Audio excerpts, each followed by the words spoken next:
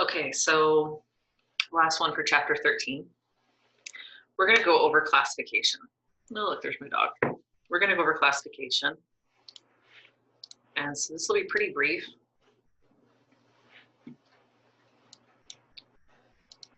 Move stuff around.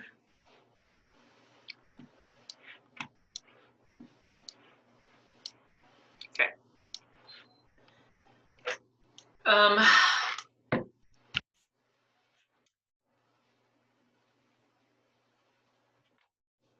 Let's start with the term taxonomy. Taxonomy is the field or the area of biology that is, I'll say concerned with or centered around, concerned with naming, identifying, and classifying organisms. Okay, so let me go over the hierarchy, if you will, when it comes to this classification system. We start at the top with the highest order, or the highest level, I guess I should say, which is the domain. Okay, I'm going to break these down a little bit more in just a minute, but first I'm just going to write these out. Then under domain, we have kingdom, phylum, class, order, family, genus, and species. Okay. One of the ways you can remember this, there's that mnemonic, and I've heard it so many different ways, but to remember it in order, it's, what is it? Did King Philip come over for good spaghetti? And again, I've heard others, but that's one that always sticks in my head for some random reason. It can help you remember what comes next. And for your exam, you will need to know these in order because I'm going to have some questions on it. So, did King Philip come over for good spaghetti? There you go. Okay, so let me talk about domains here for a little bit. The field of taxonomy is always changing. For instance, when I was an undergraduate, some of these kingdoms and domains didn't exist. But as more study is done, especially more genetic study, more changes have been made because they'll decide that, you know, one group of organisms actually needs to be in its own category. So when it comes to domains, we have eukarya. I'm just going to stagger these so I can write them all. Bacteria. And then archaea, that's a B, bacteria. These two, you don't really need to know. I'm not going to ask you questions about them, but it's good to know that they are both domains that are prokaryotic. They have prokaryotic organisms, meaning that they are single-celled, they don't have a nucleus, they lack almost all organelles. They're a lot less complex than the organisms in eukarya. Bacteria, this domain has bacteria that can be pathogenic, meaning they can cause disease, but there's also some that are non-pathogenic. Archaeobacteria has all non-pathogenic organisms. And a lot of them are extremophiles. In other words, they love extreme environments, places where you wouldn't think other things could live or anything could live.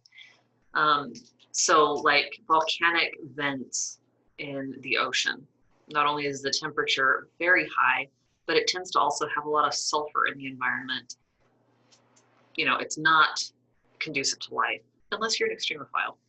Extremophiles can also live in extreme cold, extreme dry, extreme heat, extreme acidity, basically any environment where you wouldn't think something could live, the Archaeobacteria group can live.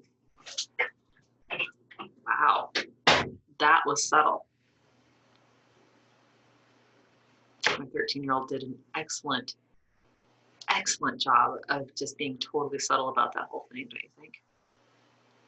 Okay, so let's talk for a second about classification. First off, I know it can feel annoying because science loves to have categories, right? And it loves to have order, and it likes to put things in little boxes where they belong.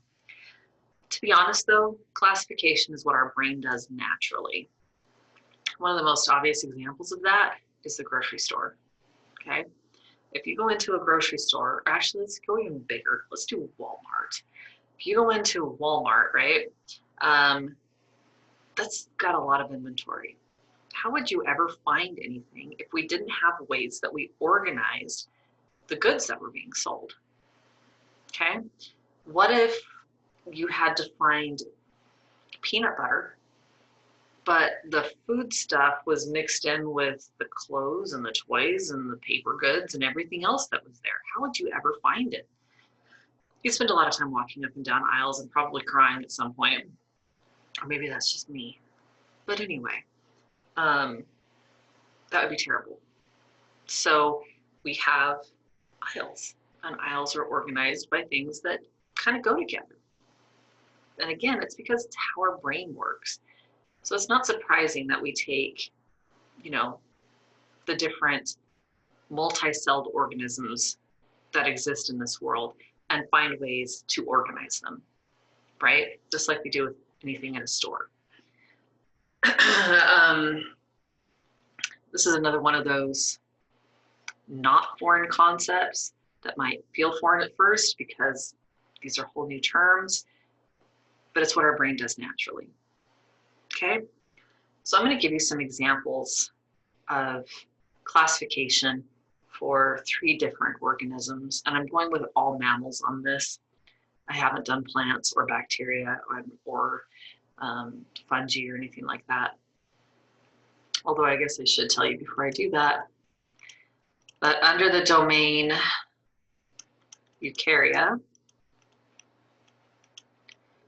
we have 4 kingdoms.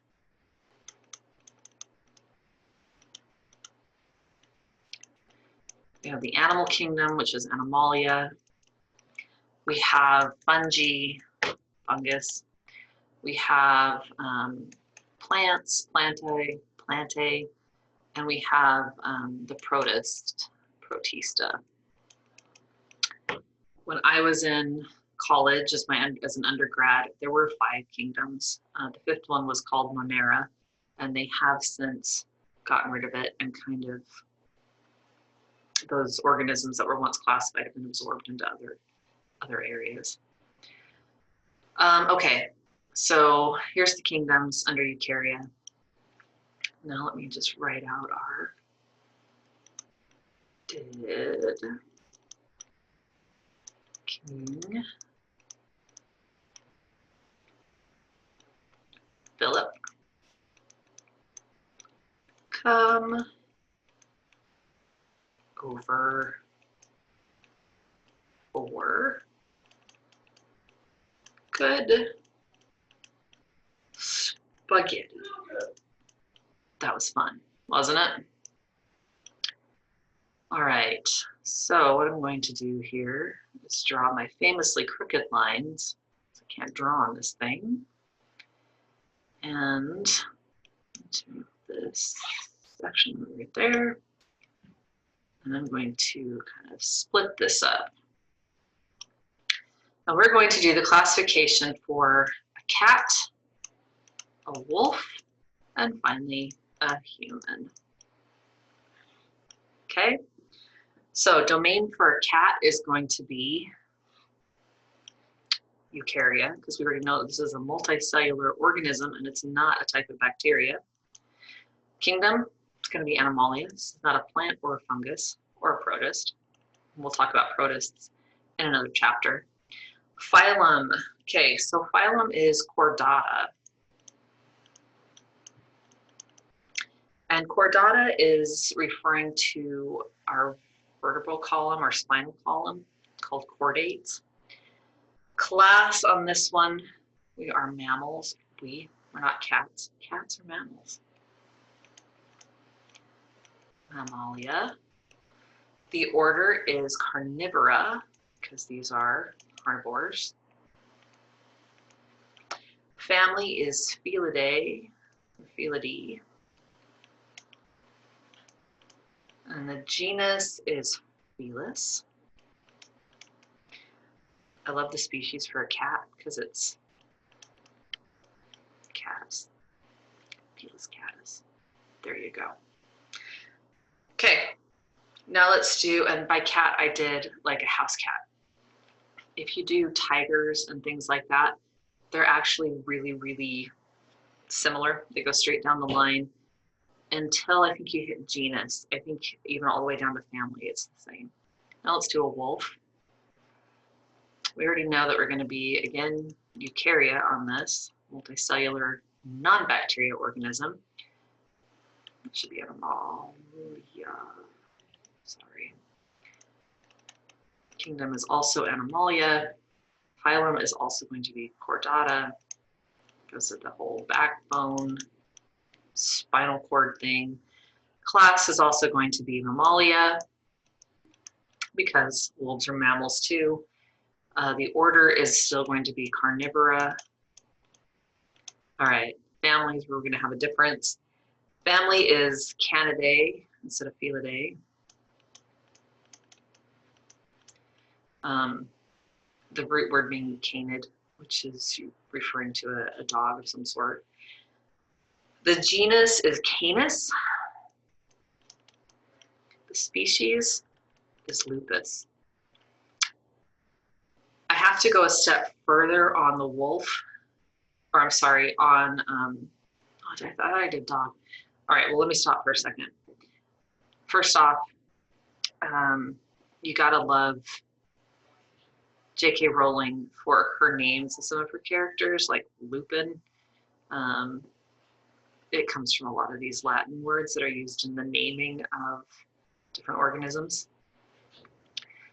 This is a wolf. It stops at Lupus. If I were to go down all the way to dog, like the domesticated dog, I would add another order or another group down here called a subspecies, which I'm going to kind of squish in. Because if I went for a domesticated dog, it would be Canis lupus, and then the subspecies would actually be familiaris. This is why wolves and dogs can successfully interbreed. We tend to call them hybrids.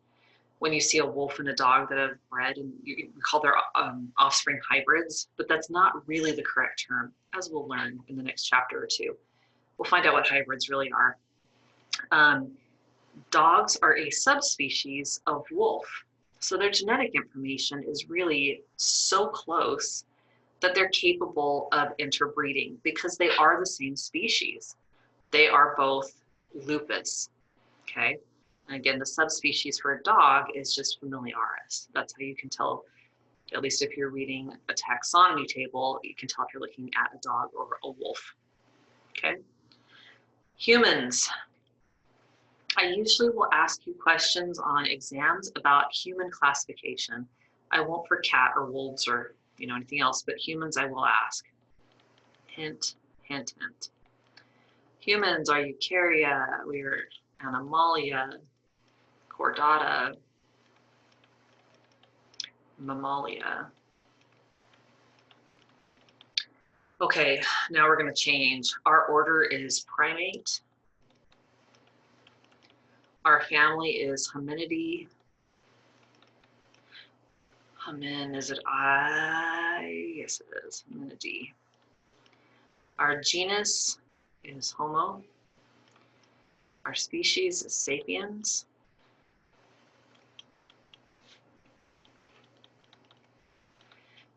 Now, because we're going to be talking about human evolution in a little bit, I also need to point out that humans, as we are today, also have a subspecies, and that is Sapiens.